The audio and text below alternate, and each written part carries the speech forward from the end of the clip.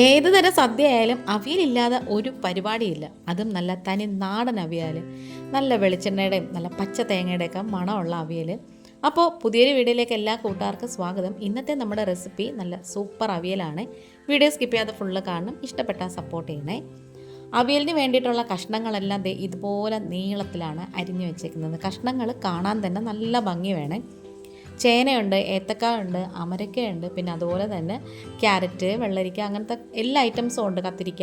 അപ്പോൾ ചേന നമ്മൾ കുറച്ച് കനം കുറച്ച് വേണം അരിയാൻ. കാരണം എന്ന് വെച്ചാൽ ചില ചേനയ്ക്ക് വേവ് കാണും, പക്ഷേ ഈ ഒരു ചേനയ്ക്ക് വലിയ വേവൊന്നും ഇല്ലെന്ന് തോന്നുന്നു. കാരണം ഇതിൻ്റെ പകുതി ഞാൻ മെഴുക്ക് വരട്ടി നോക്കിയിട്ടുണ്ടായിരുന്നേ. പിന്നെ അതുപോലെ തന്നെ ഏത്തങ്കായുടെ തൊലി വലുതായിട്ടൊന്നും കളയരുത്. തൊലിയിലാണ് ഔഷധം എന്ന് പറയുന്നത്. നല്ല ഗുണമാണ് തൊലിക്ക്. അവിടെ ഒന്ന് ചെത്തി കളഞ്ഞാൽ മതി. ഇനി മിക്സിയുടെ കുഞ്ഞു ജാറിലേക്ക് 2 പച്ചമുളകും, പിന്നെ അതുപോലെ തന്നെ ഒരു 5-6 അല്ലി ചുവന്നുള്ളിയും, 2-3 അല്ലി വെളുത്തുള്ളിയും, ഒരു നുള്ളു മഞ്ഞൾപ്പൊടിയും, ഒരു 1/4 ടീസ്പൂണിൻ്റെ പകുതി മഞ്ഞൾപ്പൊടിയും, അതുപോലെ തന്നെ വളരെ കുറച്ച് ഒരു നുള്ളോളം വറ്റൽ മുളകിൻ്റെ പൊടി വേണം. അത് പിരിയൻ മുളകിൻ്റെ പൊടിയൊന്നും എടുക്കരുത്.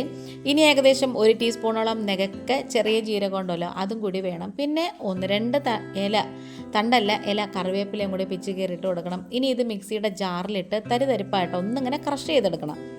ചെറുതായിട്ടിങ്ങനെ ഈ ഒരു പരുവത്തിന് വേണം. അമ്മിയിലിട്ട് ചതച്ചെടുക്കാൻ പറ്റിയ അടിപൊളിയാണ് കേട്ടോ. അതാണ് ഏറ്റവും കൂടുതൽ നല്ലത്.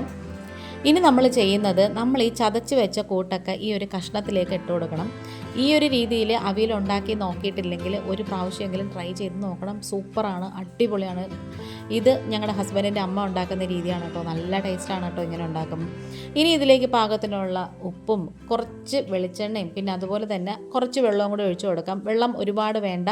കാരണം എന്ന് വെച്ചാൽ ഈ ഒരു വെള്ളരിക്കകത്തു നിന്നൊക്കെ വെള്ളം ഊർന്നു വരുവേ.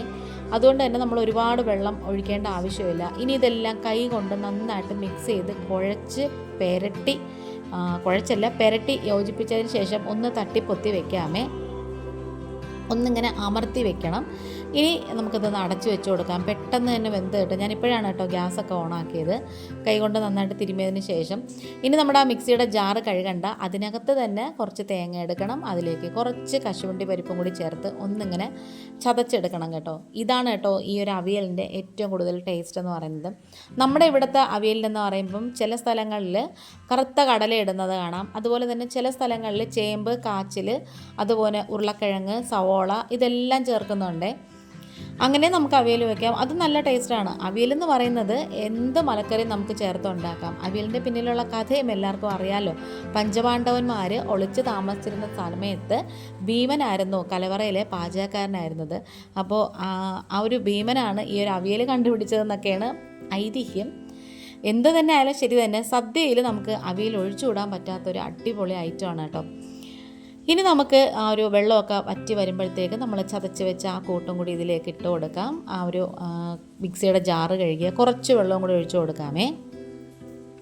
ഇതുവരെ നമ്മൾ പിഴിപുളിയോ പച്ചമാങ്ങയോ തൈരോ പച്ചത്തക്കാളിയോ ഒന്നും ചേർത്തിട്ടില്ല. ഇനി വേണം നമുക്കിതിലേക്ക് കുറച്ച് തൈര് ചേർക്കാനുള്ളത്. ഈ ഒരു പുളിക്ക് വേണ്ടിയിട്ട് നമുക്ക് ഞാൻ ഈ പറഞ്ഞ സാധനങ്ങൾ ഏത് വേണമെങ്കിലും ചേർക്കാം. പച്ചമാങ്ങയോ പച്ചത്തക്കാളിയോ, അതല്ലാന്നുണ്ടെങ്കിൽ പിഴിപുളിയോ എന്ത് വേണമെങ്കിലും ചേർക്കാം. ഒത്തിരി അങ്ങ് ചേർക്കരുത്. കാരണം വെച്ചാൽ അവിയലിന് ഭയങ്കരമായിട്ടുള്ള ആ ഒരു പുളി അത്ര നല്ലതല്ല. ഞാനിപ്പം ഇതിലേക്ക് കുറച്ച് തൈര് ചേർത്ത് കൊടുക്കുകയാണ്. ഒരുപാടൊന്നും ചേർത്ത് കൊടുക്കുന്നില്ല. ഇത് അത്യാവശ്യം പുളിയുള്ള തൈരായതുകൊണ്ട് തന്നെ ഞാൻ ഒരുപാടൊന്നും ചേർക്കുന്നില്ല. 2 ടേബിൾ സ്പൂൺ മാത്രമേ ചേർത്ത് കൊടുത്തിട്ടുള്ളൂ. ഇനി ഇത് ഒരു 3-4 സെക്കൻഡ് അടച്ച് വെച്ച് കൊടുക്കണം. ഇനി നമുക്ക് തവി കൊണ്ട് പയ്യെ ഒന്ന് മിക്സ് ചെയ്ത് യോജിപ്പിച്ചെടുക്കണം. ഈ ഒരു വീഡിയോ കണ്ടുകൊണ്ടിരിക്കുന്ന സമയത്ത് ചാനൽ നിങ്ങൾക്ക് ഇഷ്ടപ്പെടുകയാണെന്നുണ്ടെങ്കിൽ പ്ലീസ് ഒന്ന് ലൈക്ക് ചെയ്യുകയും ഷെയർ ചെയ്യുകയും കമൻറ്റ് ചെയ്യുകയും സബ്സ്ക്രൈബ് ചെയ്ത് സപ്പോർട്ട് കൂടെ ചെയ്യണേ. ആദ്യമായിട്ട് കാണുന്ന കൂട്ടുകാരെങ്കിലും ഉണ്ടെങ്കിൽ ആ ഒരു ബെല്ലൈക്കണം സബ്സ്ക്രൈബ് ബട്ടണൊക്കെ പ്രസ് ചെയ്തിട്ട് അതിൽ ഓളുന്ന ഓപ്ഷനും കൂടി കൊടുക്കണം. എങ്കിൽ മാത്രമേ ഞാനിടുന്ന വീഡിയോസൊക്കെ നോട്ടിഫിക്കേഷനായിട്ട് നിങ്ങൾക്ക് കിട്ടത്തുള്ളൂ. അപ്പോൾ ഉപ്പ് കുറവായിരുന്നതുകൊണ്ട് ഞാൻ കുറച്ച് ഉപ്പും കൂടി ഇട്ട് കൊടുത്തിട്ടുണ്ട്. ഇതിന് മുമ്പ് നമ്മൾ ഇഞ്ചിക്കറിയുടെയും അതുപോലെ തന്നെ പച്ചടിയുടെയൊക്കെ വീഡിയോ അപ്ലോഡ് ചെയ്തിട്ടുണ്ട്. പിന്നെ അല്ലാതെ അച്ചാറുകളുടെ റെസിപ്പി നമ്മുടെ ചാനലിൽ തന്നെ നേരത്തെ തന്നെ കുറേ അപ്ലോഡ് ചെയ്തിട്ടുണ്ട്. കാണാത്തവരുണ്ടെങ്കിൽ കാണണമെന്ന് ആഗ്രഹം ഉള്ളവർക്ക് ആ വീഡിയോസ് കയറി കാണണേ. ഇത്തവണത്തെ ഓണത്തിന് ഇതേ ടൈപ്പിൽ അവിയലൊന്ന് ഉണ്ടാക്കി നോക്കണം. ലാസ്റ്റ് നമുക്ക് കുറച്ച് വെളിച്ചെണ്ണയും കൂടി ഒഴിച്ചു കൊടുക്കാം. വെളിച്ചെണ്ണ കൂടുതൽ ചേർത്ത അവിയൽ കൂടുതൽ ടേസ്റ്റാണ്. പക്ഷെ നമ്മൾ ഹെൽത്ത് ഇഷ്യൂസൊക്കെ ഉള്ളവർ ഒരുപാട് യൂസ് ചെയ്യാതിരിക്കുന്നതാണ് നല്ലത്. ഏറ്റവും ലാസ്റ്റ് കുറച്ച് കൂടുതൽ കറിവേപ്പില കൈകൊണ്ട് നന്നായിട്ട് തിരുമി യോജിപ്പിച്ചിടണം. അതിലാണ് ഈ ഒരു അവിയലിൻ്റെ അടിപൊളി ടേസ്റ്റും ഫ്ലേവറും ഒക്കെ ഇറങ്ങുന്നത്. ഇപ്പം നല്ലൊരു മണമാണ് കേട്ടോ വരുന്നത് ഈ ഒരു സമയത്ത്. സദ്യക്ക് നമുക്ക് ഏറ്റവും കൂടുതൽ കഴിക്കാൻ ഇഷ്ടപ്പെടുന്നത് അവിയലാണ് കേട്ടോ. ഓരോരുത്തർക്കും ഓരോന്നാണ് ഇഷ്ടം. അപ്പം നമ്മുടെ വീഡിയോ വൈൻഡപ്പ് ചെയ്യാറായി. വീഡിയോ കണ്ട് സപ്പോർട്ട് ചെയ്യുന്ന എല്ലാ കൂട്ടുകാർക്കും ഒത്തിരി ഒത്തിരി നന്ദിയുണ്ട്. ഇന്നിപ്പോൾ ഇത്രയേ ഉള്ളൂ. വീണ്ടും വരാം. Thanks for watching.